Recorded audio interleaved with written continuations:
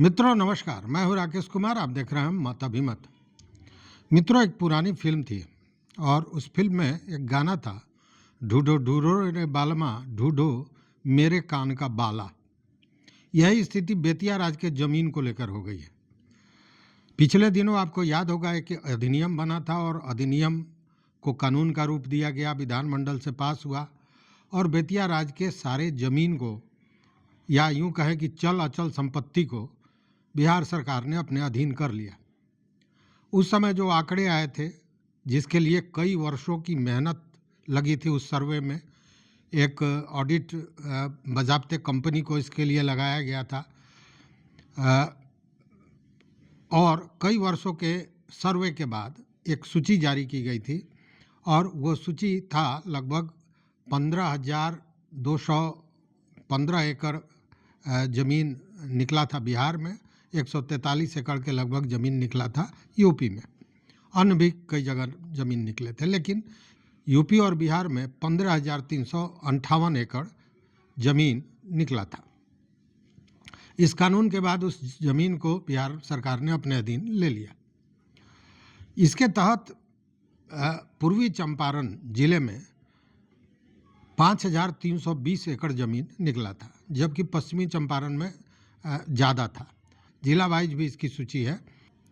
लेकिन फिर एक बार अब ये जो ज़मीन है इसकी मात्रा बढ़ गई है। अब यहाँ 5,320 एकड़ के जगह पे 6,582 एकड़ ज़मीन निकला है। अब ये 6,582 एकड़ ज़मीन कहाँ निकल गया? आखिर ये 1,252 एकड़ ज़मीन फिर बेतिया राज का कहाँ कहाँ निकला है और कैसे निकला है, यह समझने वाली बात है। चूँकि इतने लंबे कई वर्षों के सर्वे के बाद एक सूची निकलती है, फिर दोबारा सर्वे होता है, फिर बढ़ जाता है, ये सिलसिला लगातार चल रहा है। जबकि इसको लेकर किसानों में और मजदूरों में जो बहुत से लोग ऐसे हैं जो इस पर अतिक्रमण भी किए हुए हैं, इन सारे लोगों में भारी आक्रोश है और इसको लेकर आंदोलन का भी आगाज किया जा चुका है। अभी पूर्वी चंपारण में लगभग 1,252 एकड़ ज़मीन और निकला है बेतिया राज का, जो अलग अलग प्रकृति का है।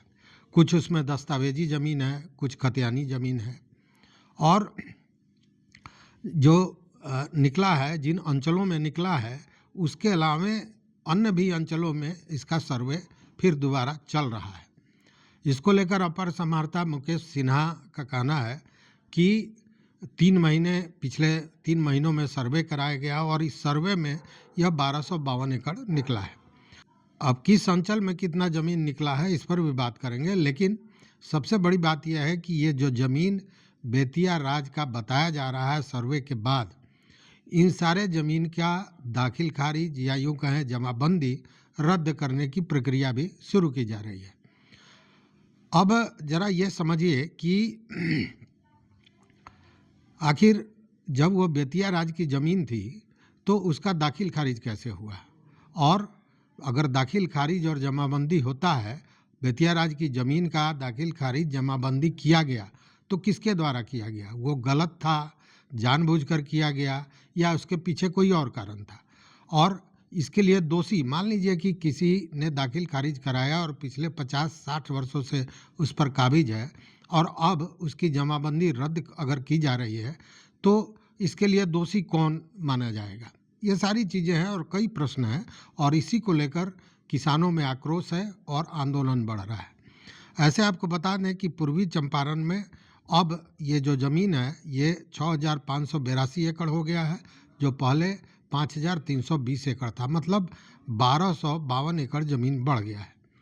इसको अगर अंचल वाइज देखें तो आदापुर में 51 एकड़ ज़मीन निकला है, वहीं कल्याणपुर में सबसे ज़्यादा 244 एकड़ ज़मीन बेतिया राज का निकला है, वहीं पहाड़पुर अंचल में बेतिया राज का 122 एकड़ ज़मीन निकला है, रामगढ़वा में 518 एकड़ ज़मीन निकला है, ढाका में 71 एकड़ ज़मीन निकला है, संग्रामपुर में 22 एकड़ ज़मीन निकला है, घोड़ासहन में 10 एकड़ ज़मीन निकला है, और अन्य अंचलों में भी ये सर्वे का काम चल रहा है, जैसा अपर समाहर्ता महोदय का कहना है।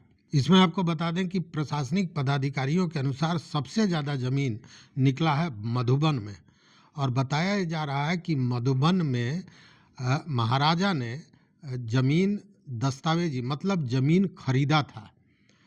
मधुबन में महाराजा हरेंद्र किशोर द्वारा ज़मीन खरीदा गया था और ये बजाबते दस्तावेजी ज़मीन है। और ये सारा चीज़ अब जब ये सर्वे दोबारा हुआ है जो पिछले 3 महीने में, उसमें ये चीज़ें सामने आई हैं। अब देखने वाली बात है कि इसको लेकर क्या क्रिया प्रतिक्रिया सामने आती है।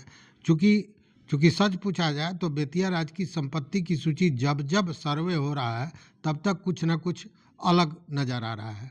मतलब कि एक तरह से यूँ कहें कि संपत्ति की सही सूची नहीं है, सर्वे किया जा रहा है, उसमें निकल रहा है और तरह तरह के नियम कानून इसमें बताया जा रहा है। तो अब देखने वाली बात है कि ये जो 1252 एकड़ ज़मीन निकला है, इसका क्या होता है, इसको लेकर क्या क्रिया प्रतिक्रिया सामने आती है। चूँकि ज़मीन जब रद्द होगा तो और भी कई बातें होंगी। चूँकि बहुत पुराने जमाबंदी को रद्द करना प्रशासनिक क्षेत्र का काम नहीं है। इसको लेकर भी पूर्व में कई ज़मीन को लेकर जमाबंदी रद्द करने की बात हुई, जिसमें लोग हाईकोर्ट में भी गए हुए हैं और वहाँ यही हाईकोर्ट का कहना था कि अगर बहुत पुरानी जमाबंदी है तो प्रशासनिक पदाधिकारी उसको रद्द नहीं कर सकते हैं, मतलब वो अधिकार उनके पास नहीं है, ऐसा बताया जाता है। अब देखने वाली बात है कि इन सारी स्थितियों में क्या होता है, कौन सा ज़मीन है। जब तक ये सूची सार्वजनिक नहीं होगी तब तक कुछ भी कहना मुश्किल है।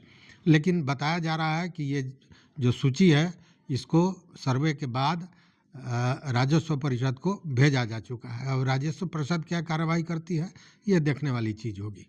तो इस वीडियो में बस इतना ही। देखते रहिए मत अभिमत। चैनल पर नए हो तो सब्सक्राइब कीजिए, लाइक कीजिए, दोस्तों के साथ शेयर कीजिए और अपना विचार जरूर दीजिए। बहुत बहुत धन्यवाद।